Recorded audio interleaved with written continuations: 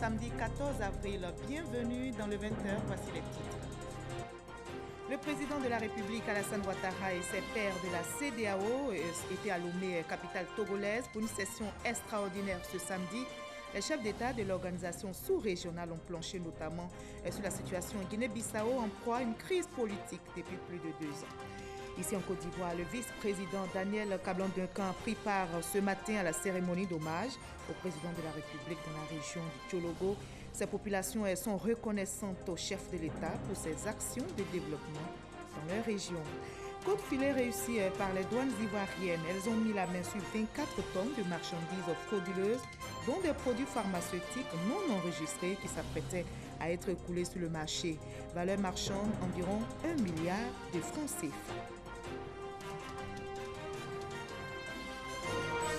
L'ONU appelle à la retenue de tous les acteurs dans le conflit syrien après les frappes occidentales lancées à Damas.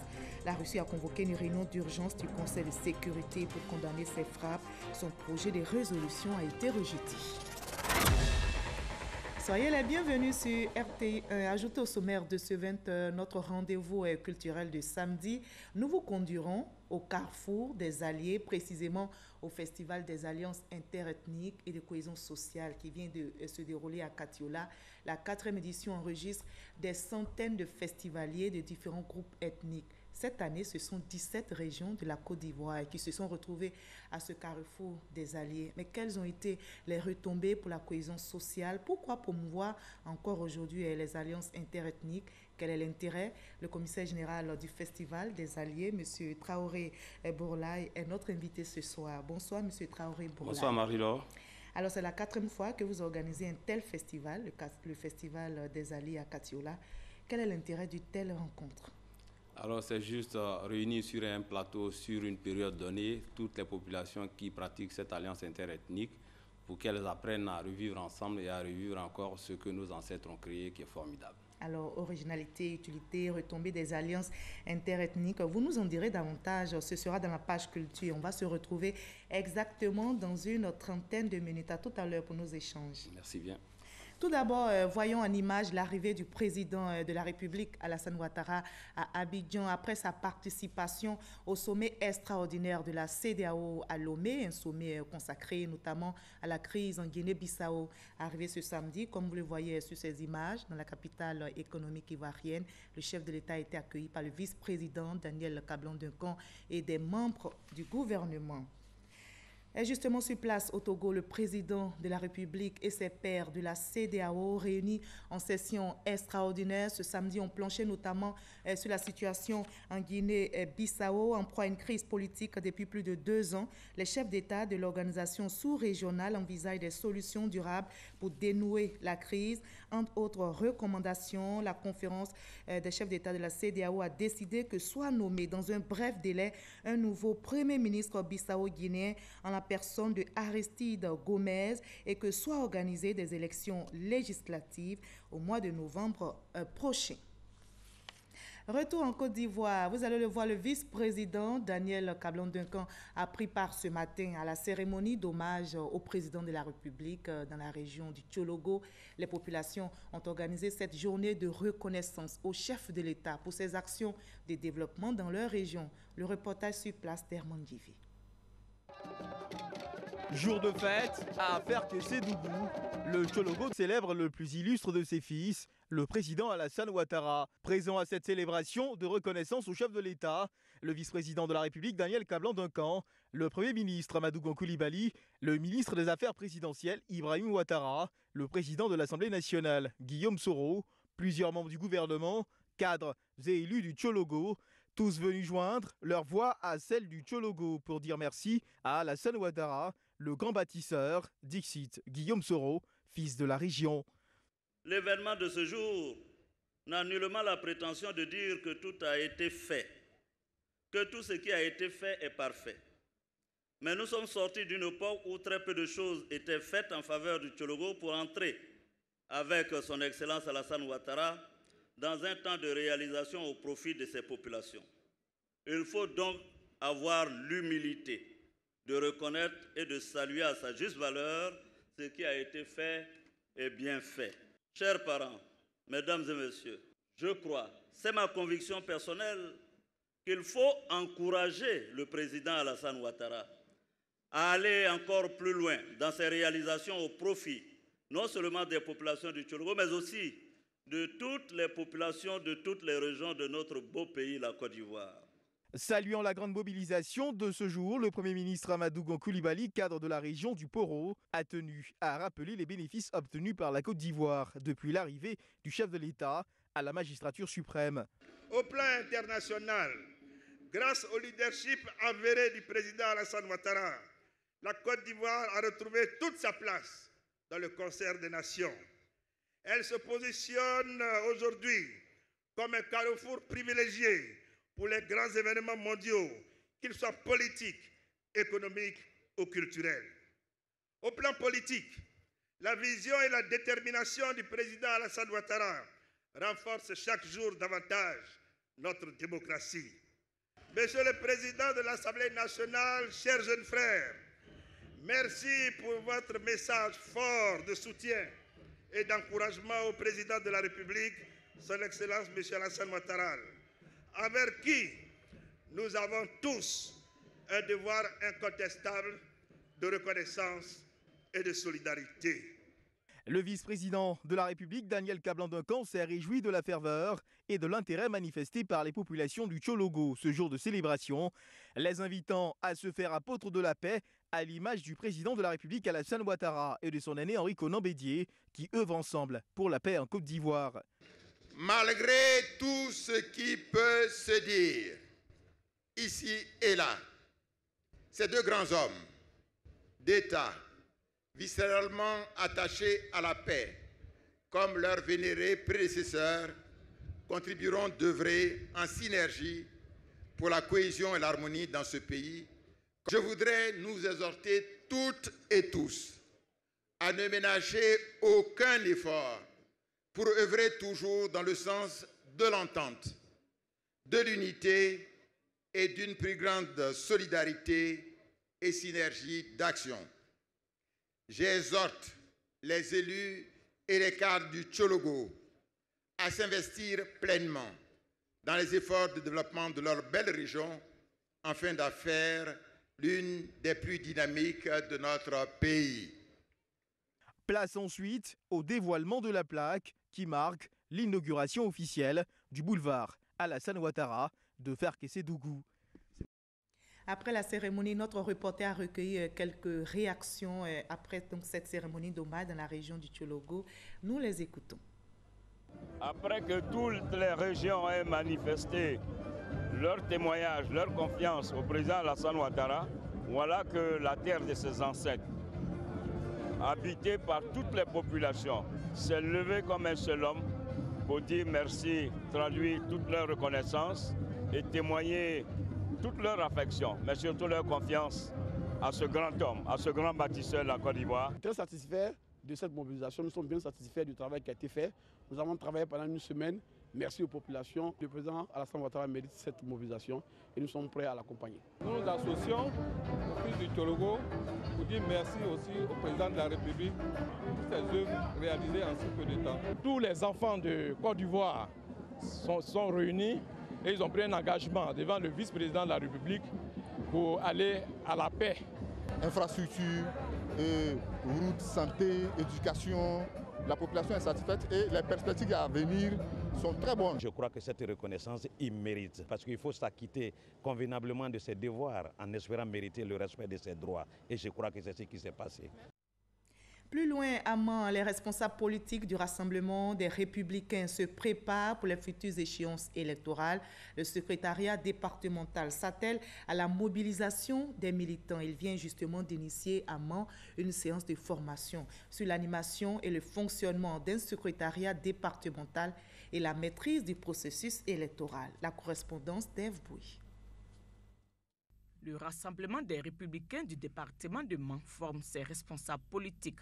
Secrétaires départementaux, commissaires politiques, secrétaires de section, responsables de structures spécialisées RER, RJR, RFR ont été entretenus sur deux thèmes majeurs, à savoir l'animation et le fonctionnement d'un secrétariat départemental et la maîtrise du processus électoral. des thèmes d'actualité bien choisis. Un militant mal formé est un danger pour son parti. Alors, ces deux thèmes sont très importants dans la vie d'un parti.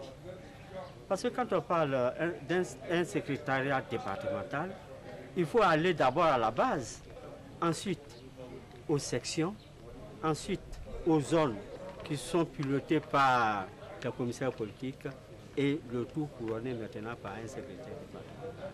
Cette formation est organisée par le secrétariat départemental de Mans avec l'appui d'un cadre du parti.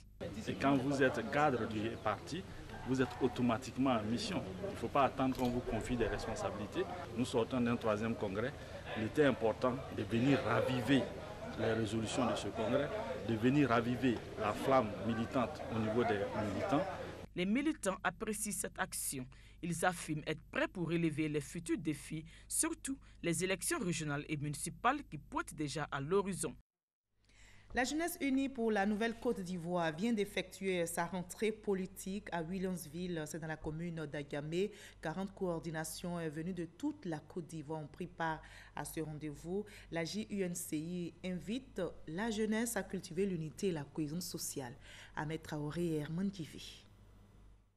Journée festive pour les 40 coordinations de la JUNCI, Jeunesse Unie pour la Nouvelle-Côte d'Ivoire, venue de toutes les contrées du pays, pour prendre part à la rentrée politique de leur structure. L'objet de cette rencontre, selon son président, est d'amener la jeunesse à jouer pleinement son rôle en cultivant le sens de l'unité et de la cohésion sociale. Il y a plusieurs façons de servir son pays. Nous voulons résolument nous engager sur le chemin du changement, afin que foisonnent dans tous les secteurs des modèles de réussite. Notre engagement va au-delà de notre intérêt personnel. La jeunesse est consciente de cet engagement qu'elle veut prendre, de la responsabilité qu'elle fait sienne. Ce sursaut d'orgueil est nécessaire pour la Côte d'Ivoire nouvelle de demain. Une démarche saluée par Touré Mamadou, cadre du RDR, qui représentait pour la circonstance le Premier ministre et le ministre d'État, ministre de la Défense. L'avenir de notre jeunesse viendra de l'enseignement technique et de la formation professionnelle. Notre capacité à vous offrir des formations concrètes de courte, moyenne et longue durée. Et ces réformes, le président et le Premier ministre nous ont instruits. Nous allons former les jeunes parce que ça peut être la formation qu'on peut faire du travail. Le rôle de la jeunesse pour une Côte d'Ivoire nouvelle et responsable, le thème de cette rentrée politique, les membres de la JUNCI entendent parcourir tout le pays pour véhiculer leur message. Loin du terrain politique, les douanes ivoiriennes s'activent contre la fraude. Elles ont mis la main sur 24 tonnes de marchandises frauduleuses, dont des produits pharmaceutiques non enregistrés qui s'apprêtaient à être écoulés sur le marché. Valeur marchande, environ 1 milliard de francs CFA. Témoignage signé Lansene Bakayoko.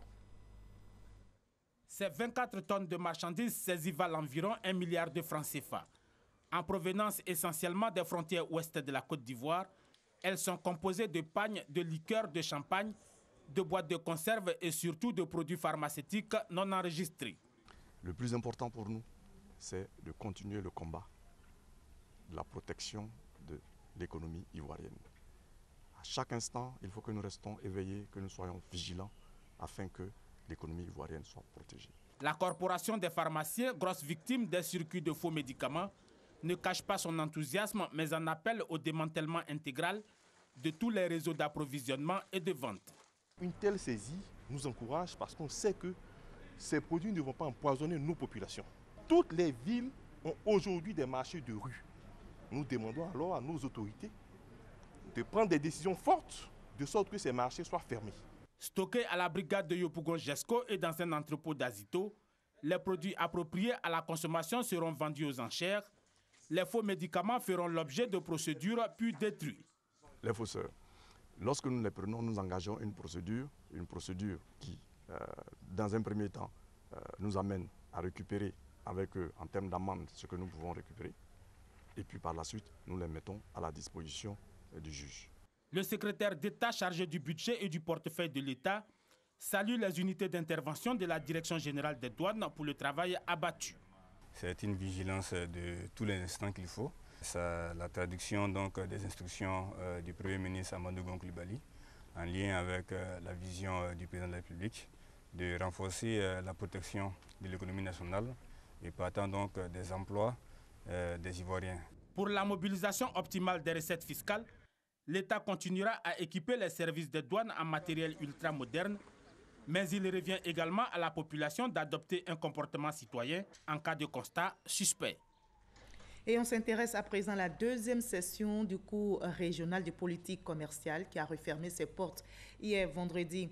Les experts de l'Organisation mondiale du commerce ont organisé une formation à l'École nationale supérieure des statistiques appliquée NCA en vue de renforcer les capacités en négociation internationale des participants. Explication détaillée avec Nadia Edja et Alexis Ouetraogo. 29 auditeurs, dont 4 Ivoiriens, ont pris part à la deuxième session du cours régional de politique commerciale. Durant 8 semaines, ces fonctionnaires venus de 15 pays d'Afrique francophone ont assisté à cette formation organisée par l'Organisation mondiale du commerce et l'École nationale supérieure de statistiques appliquées. Il s'agit de former d'abord aux règles de l'OMC, donc les règles de l'Organisation mondiale du commerce, et aussi de former aussi à être représentant des pays dans les différentes négociations commerciales. Donc c'est un premier niveau de formation. En plus de le background en économie, les participants ont reçu les rudiments nécessaires pour mieux appréhender le processus dans un système commercial multilatéral. Le fait d'avoir été sélectionné, c'est déjà bon, mais à la fin, il faut avoir le diplôme. Ça va beaucoup nous servir en matière d'élaboration de politiques et d'examen de politiques commerciales et même la formulation de nos politiques. Donc je pense que cette formation-là vient vraiment combler un gap qu'avant nous n'avions pas. Avec ces acquis, ces fonctionnaires pourront contribuer à une croissance des échanges commerciaux dans leurs pays respectifs. Représentant le ministre du Commerce, Narcisse Yesso a souligné l'engagement des États aux côtés des diplômés. Je voudrais vous redire combien vous êtes attendus sur ce chantier et vous assurer de la disponibilité des gouvernements de nos États respectifs à vous y accompagner avec enthousiasme, confiance et responsabilité. Le deuxième niveau de la formation se tiendra à Genève en Suisse. Les participants jugés aptes après la sélection pourront s'y rendre pour un perfectionnement. Dans la commune de Cocody, les populations du quartier Les Oliviers, autrefois appelé Colombie, peuvent pousser un ouf de soulagement.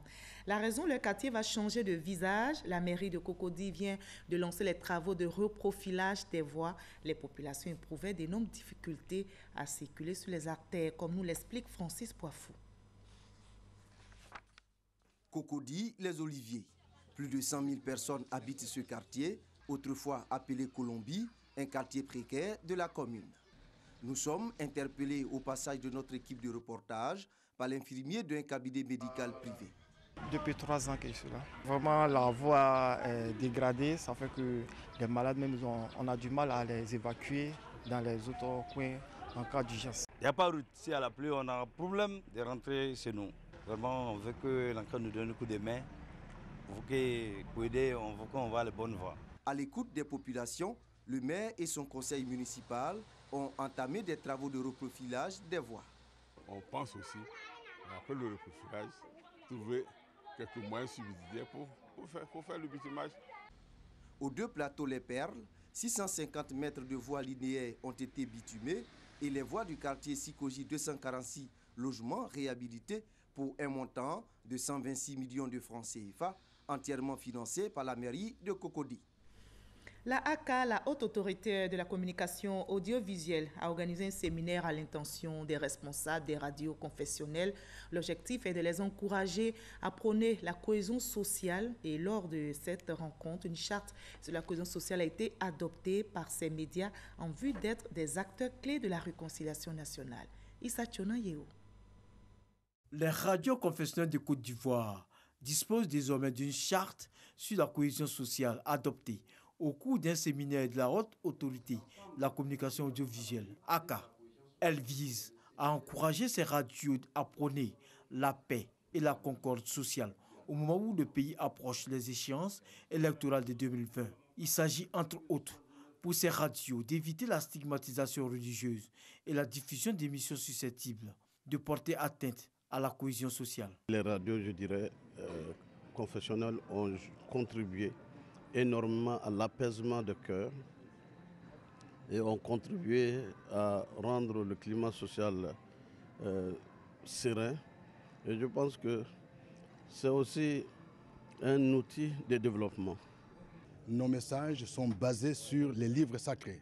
En ce qui nous concerne, nous diffusons le message essentiel qui est le message de l'amour de Dieu, qui est tiré de la Sainte Bible, qui montre que Dieu a tant aimé le monde qu'il a donné son Fils unique, afin que toute personne qui croit en lui, il ait la vie éternelle. L'AACA vient aujourd'hui nous aider, nous coacher, nous conduire et être à nos côtés pour que nous puissions aller au-delà simplement du simple fait d'avoir des agréments, des assignations, mais de comprendre que nous devons être acteurs de l'économie, acteurs du développement durable, acteurs de la cohésion, participer vraiment à la vie de la société telle que voulue par le gouvernement. Les radios confessionnelles occupent une place prépondérante dans le paysage médiatique ivoirien.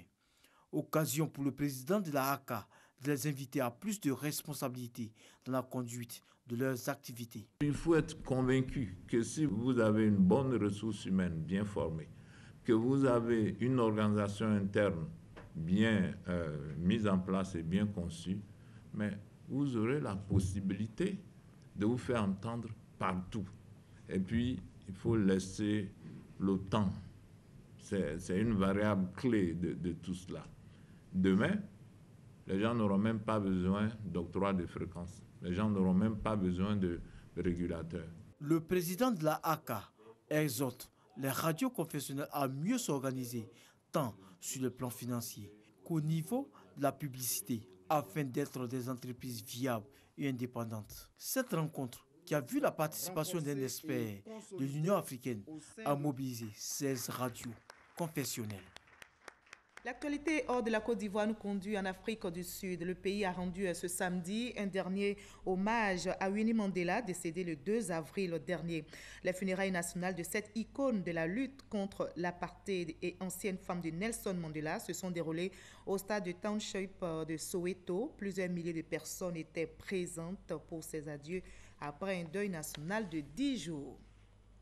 De l'autre côté du globe, l'ONU appelle à la retenue de tous les acteurs dans le conflit syrien après les frappes occidentales lancées la nuit dernière à Damas en réponse à l'attaque chimique présumée qui a visé les civils de Douma. Une attaque imputée au régime de Damas. En réaction, la Russie a convoqué une réunion d'urgence du Conseil de sécurité aujourd'hui même pour demander une condamnation de ces frappes, mais son projet de résolution a été rejeté. Mais que retenir justement de cette crise qui frappe la Syrie depuis quelques années? Élément de réponse avec notre reporter Alexis Ouedraogo. Depuis 2011, c'est l'heure du printemps arabe. La contagion contestataire atteint la Syrie. En mars de cette année, de jeunes collégiens, des adolescents écrivent sur les murs de Dera, dans le sud du pays. Un slogan scandé dans les rues, le peuple veut la chute du régime. Ils sont arrêtés par les services de sécurité et torturés. À la suite de l'acte, des manifestations éclatent dans tout le pays. Des centaines de milliers de manifestants réclament la démocratie et la fin de la corruption. Les forces du régime réagissent, tirant sur la foule, faisant des morts et des blessés. À la fin de l'année 2011, l'ONU dénombre déjà 5000 morts. Autre raison évoquée plus profonde, le ras-le-bol des populations face à la dégradation des conditions de vie. La sécheresse qui a frappé le pays entre 2006 et 2011 n'a pas arrangé les choses. Les médias retiennent la date du 31 juillet 2011 pour marquer le début de la militarisation de la révolte. Ce jour-là, un groupe d'officiers dissidents annonce la création de l'armée syrienne libre qui a pour objectif de protéger les manifestants de la sanglante répression. Mais après avoir contrôlé la plus grande partie du pays jusqu'en 2014, l'opposition armée recule avec l'intervention russe en 2015. L'État islamique, un acteur de cette situation syrienne, apparaît sur le terrain à partir de 2013. La formation djihadiste est composée de 80% de non-syriens, des extrémistes venus du monde entier. Elle a un tout autre agenda. Elle proclame en 2014 un califat sur une grande partie du territoire syrien et irakien et contrôle toute la moitié orientale de la Syrie le long de la frontière avec l'Irak. Elle s'impose par la force et la terreur, chassant les formations rebelles syriennes, notamment à Raqqa, sa capitale syrienne, soumettant la population locale à sa loi et commettant des atrocités. Attaquée depuis 2014 par des raids aériens d'une coalition internationale menée par les États-Unis, puis depuis 2015 par les aviations russes, françaises, britanniques, la formation se met sur la défensive et se projette à travers le monde, revendiquant des actions terroristes sanglantes et spectaculaires.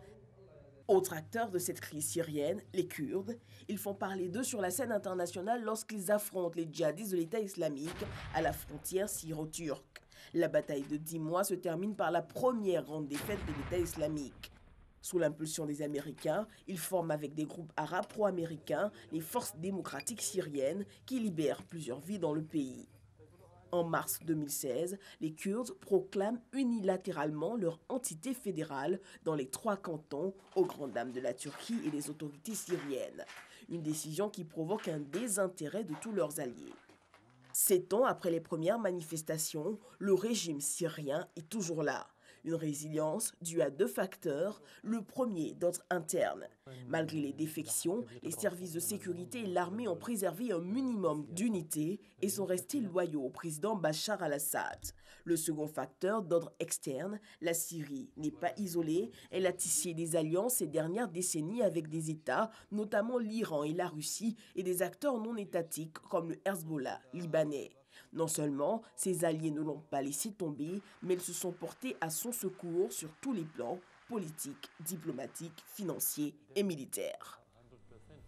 On en arrive maintenant à la page culture de ce 20h avec cette information. L'écrivain, poète ivoirien Maker Ety est sur la plus haute marche du podium à Yaoundé au Cameroun. Il a remporté le Grand Prix des associations littéraires dans la catégorie Belles Lettres avec son chef-d'œuvre intitulé La Geste de Breké, qualifié par les critiques littéraires comme une fierté pour la poésie africaine, la poésie tout court. Le président de l'Association des écrivains de Côte d'Ivoire, Maker Ety, se hisse désormais dans la catégorie Belles Lettres des maîtres et des maîtresses de la plume.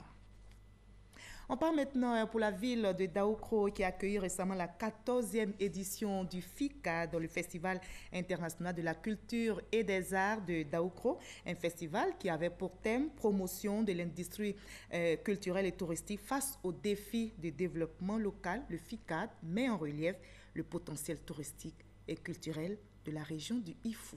Abou Sanogo. Le rideau est tombé sur la 14e édition du Festival international de la culture et des arts de Daoukro, FICAD. C'est autour du thème promotion de l'industrie culturelle et touristique face aux défis du développement local que des milliers de festivaliers ont communié durant une semaine. L'objectif étant de mettre en lumière le potentiel touristique et culturel de la région de l'Ifou en vue d'améliorer les conditions de vie des populations. Faisant ainsi entrer le FICAD dans une nouvelle dimension, celle du développement de la région de l'Ifou, tout en valorisant l'industrie culturelle.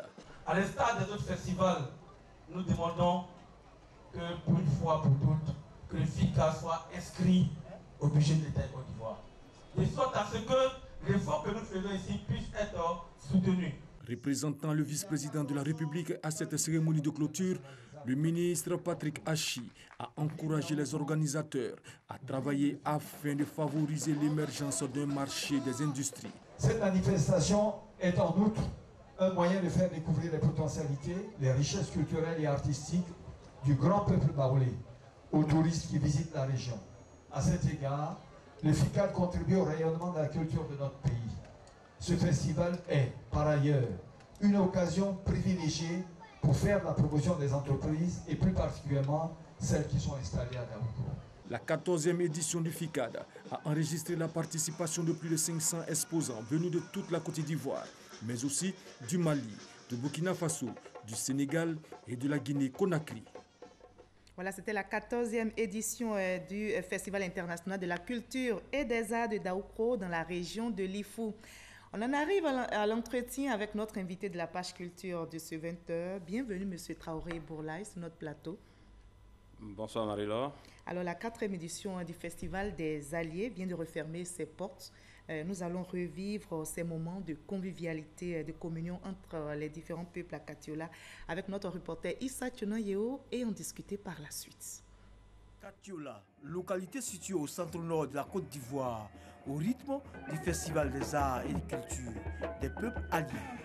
Pendant 3 jours, la cité de la poterie est devenue le carrefour des alliés. Initié par l'ONG Convergence Culturelle, ce festival, qui est à sa 4e édition, a été l'occasion pour les festivaliers de célébrer non seulement la diversité culturelle, mais aussi de vivre ensemble à travers les alliances interethniques. Ce festival connaît un véritable engouement auprès des populations. Prestation de plus d'une trentaine de danses traditionnelles venues des différentes régions, d'artistes, concours de beauté, Miss Alliés, concerts et bien d'autres activités ont tenu le public en haleine. Outre ces prestations, la population a pu suivre un film documentaire sur les potentialités touristiques de la région du Hambol et des pièces de théâtre. Parrainé par le Premier ministre Amadou Gon Coulibaly, cette 4e édition du Festival des Arts et Cultures des peuples alliés a tenu toutes ses promesses. Il a permis aux jeunes de s'approprier les valeurs des alliances, facteurs de paix. Voilà, en tant que commissaire général, M. Traoré Boulay, vous allez nous dresser de façon succincte un bilan. Un tel festival, un bilan en termes de retombées, d'impact dans la vie des populations qui se sont déplacées à Katiola. Bien, le premier bilan, c'est que, en termes d'impact, c'est que les populations de Katiola ont eu la chance de participer pendant 4 jours à un festival qui leur a permis de savourer leur bonheur d'être à Katiola. Nous avons eu la chance d'avoir des troupes de renom, le groupe Diarabican, la compagnie Doumalé. Nous avons également les femmes battantes. Nous avons eu la chance également de faire venir des artistes du Burkina Faso. Sans oublier les troupes de danse que nous avons au niveau de notre pays, qui sont venus des différentes régions, qui ont tenu en haleine ce public, qui est sorti massivement pour ce festival. Donc je pense que en termes de bilan, c'est le premier bilan qu'on peut dresser. En termes de participation, en termes de participation. Mais en termes de retombées maintenant dans la vie de toutes ces populations. En termes de retombées, il y a le fait que, du point de vue économique, justement, du point de vue économique, ce sont les commerces qui ont marché. Le village gastronomique, il n'avait qu'à s'y rendre pour se rendre compte que les femmes ont fait de très bonnes affaires. Nous avons également un village artisanal, un village d'exposition qui également, du point de vue économique, a permis aux personnes exposantes de faire de bonnes affaires. Maintenant, en termes même de cohésion sociale, oui. De cohésion sociale, il se trouve que, comme j'ai coutume de le dire, quand les peuples sont venus à Katiola, vous venez participer à un tel festival, vous visez sur un même site, sur un même espace pendant 4 jours. Vous apprenez à partager certaines valeurs ensemble, vous apprenez à revivre ensemble, ce qui n'était pas le cas auparavant. Il y avait des climats de méfiance entre les peuples depuis qu'on est sorti de la crise, des différentes crises que la Côte d'Ivoire a connues. Aujourd'hui, le gourou qui vient de Boafla, il peut vivre avec le Sénoufo qui est venu de Tiro. Celui qui vient du Tonkwi, il peut apprendre à vivre avec celui qui est venu du Donc le vivre ensemble a été promu lors de ce festival. Les peuples ont appris à se connaître. Naturellement. D'accord. Est-ce que vous avez rencontré des difficultés? C'était de quel genre? Parce que c'est plusieurs cultures qui se sont frottées à Katiola. Alors, je peux dire que naturellement, on n'a pas connu de difficultés. Parce que le festival s'est déroulé dans un calme incroyable. Vraiment, il y avait la main de Dieu dessus, comme si ces peuples en avaient vraiment besoin. Donc, les gourous ont supporté les Sénoufos, les Dida, les BT, etc. Tranquillement. D'accord. Alors, vous allez nous parler, puisque vous avez décidé de promouvoir à travers ce festival les alliances interethniques. Qu'est-ce que vous savez sur l'histoire et l'origine de ces alliances interethniques? Alors, nous savons que les alliances interethniques tirent leur origine de la charte du Kouroukan Fouga, une charte qui a été élaborée en 1236 sous l'égide du roi Kamanini Kamara, qui lui-même tient cette volonté de Sundiata Keïta, qui est sorti vainqueur de sa bataille avec Soumanguru Kanté à cette époque-là. Alors naturellement, étant sorti de là, il fallait trouver tous les mécanismes et artifices qui leur permettent vraiment de consolider la paix et la cohésion sociale dans le Grand Manding. Et donc, c'est ce qui s'est passé. Et donc, c'est à partir de là, je crois que quand les historiens nous enseignent que c'est le point 7 même de cette charte qui clarifie clairement la nécessité de pratiquer les alliances interethniques. Et nous l'avons pratiqué ici en Côte d'Ivoire depuis toujours. Comment est-ce que c'est arrivé? Alors, c'est arrivé chez nous parce que, d'abord par les nordistes, parce que comme je l'ai dit, nous sommes plus proches des peuples du Nord, des peuples du Mali, des peuples de la Guinée, nous sommes plus proches d'eux. Donc, c'est rentré par chez nous et c'est arrivé chez les autres. Donc, nous avons permis aux uns aux autres de comprendre que la nécessité de vivre ensemble passe par le fait que ces peuples apprennent à s'aimer, à se côtoyer et à vivre en parfaite harmonie. Il y avait une sorte de pacte de non-agression. Pacte de non-agression entre ces peuples. D'accord. Alors, est-ce que vous pouvez nous citer 4 groupes seulement, 4 groupes alliés ici en Côte d'Ivoire? Alors, les groupes alliés, nous avons le Sénoufo qui est allié au Gouro. Les Sénoufos sont les maîtres de Gouro. Nous avons également les Yakuba qui sont alliés au Sénoufo. Les Sénoufos sont leurs maîtres. Nous avons également les Sénoufos qui sont alliés au Bron. Les Sénoufos sont également leurs maîtres. Je constate que vous êtes dans votre rôle. Pour l'heure, vous avez la parole. Donc, vous pouvez parler de maîtres et d'esclaves. Alors, si par le passé, ces alliances ont joué un rôle important, est-ce que c'est le cas aujourd'hui? Les alliances interethniques sont d'actualité. C'est vrai, ce n'est pas une panacée. Ça tient la route? Ça tient la route. Ça ne règle pas tous les problèmes comme si on tenait un bâton magique entre les mains. Mais je veux dire que tout passe par l'intelligence des uns et des autres. Alors, nos ancêtres ont conçu un artifice qui nous permet de pouvoir garantir la paix d'une certaine manière. Il suffit seulement de la pratiquer comme il se doit, de pratiquer cette alliance interethnique comme il se doit. Et puis bon, moi je pense qu'on va garantir cette paix-là. Mais comme je l'ai dit, ce n'est pas une panacée. C'est vrai que tout passe d'abord par l'intelligence des individus et c'est ce qui est le plus important. D'accord. Alors ces alliances donnent occasion à des plaisanteries parfois offensantes. Est-ce que c'est normal? Est-ce qu'au nom d'une alliance, on doit tout tolérer, même des injures? Alors au nom de l'alliance interethnique, on doit tout tolérer. Même quand je m'adresse à mon aîné? Justement, c'est parce que ces alliances interethniques existent entre les individus ou ces alliances patronymiques existent que je peux me permettre de parler à un aîné sur un ton qui, naturellement, si ce n'était pas dans ce cas-là, que je n'aurais pas pu le faire. Donc, il n'y a vraiment pas de limite en tant que tel. Il n'y a pas de limite en tant que tel. On peut injurier. D'abord, tout passe même par les injures. On dit même des choses, même les choses même les plus graves. Mais pourquoi on passe justement par les injures au nom de ces alliances-là? Mais justement, passer par les injures, c'est montrer aussi sa supériorité sur l'autre. Voilà. Alors, vous allez maintenant démontrer en quoi est-ce que ces alliances-là peuvent contribuer aujourd'hui, surtout dans un pays comme la Côte d'Ivoire, à la paix, à la cohésion. La Côte d'Ivoire en a besoin, la Côte d'Ivoire l'a pratiqué, la Côte d'Ivoire en a besoin parce que simplement, comme je l'ai indiqué tantôt, nous avons un outil de paix entre les mains.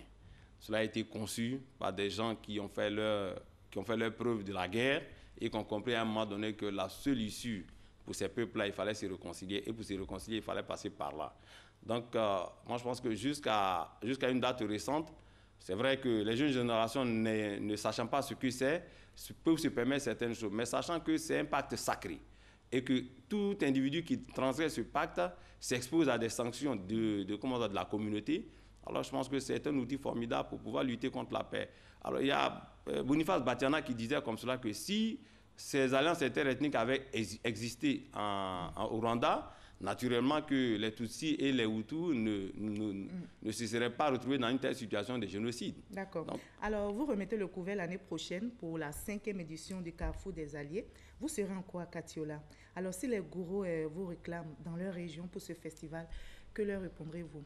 Alors, on aime en tant que représentant des Sénoufos ici. Alors, on aime bien les gourous, on veut bien partir chez eux, mais Katiola, c'est vraiment le carrefour des alliances interethniques en Côte d'Ivoire. Vous avez 3 peuples qui y vivent, qui sont interalliés. Le Tagbana, il est allié au Mangoro, le Tagbana, il est allié au Djimini. Donc, naturellement, je pense que le carrefour des alliés, comme son nom l'indique, ne pouvait pas se faire ailleurs si ce n'est qu'à Katiola. Donc, nous allons toujours demander aux gourous de venir chez nous, chez les maîtres, venir apprendre ce qu'ils doivent apprendre. L'art de vivre en communauté, en parfaite symbiose avec tout le monde. Parce que nous avons la science de cette science-là. Et en tant que représentante du vaillant peuple gourou, chef des Sénoufos, j'ai l'honneur donc de vous signifier la fin de nos échanges. Vous avez été obligé de répondre à nos questions. En tout cas, merci beaucoup, M. Traoré-Bourlaye. Vous n'avez plus la parole. Merci bien, Marie-Laure.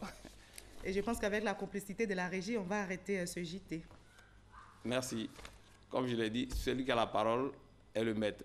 vous avez la parole à la fin, vous êtes la maîtresse. Merci en tout cas d'avoir reconnu cela. En tout cas, comme vous l'avez entendu, les alliances interethniques sont des valeurs culturelles à promouvoir. Elles permettent de consolider la paix, l'amour, la tolérance et surtout notre unité. À chacun donc son allié pour la cohésion sociale. Très belle soirée sur la chaîne qui rassemble. Vous pourrez revoir ce journal sur les www.rti.ci.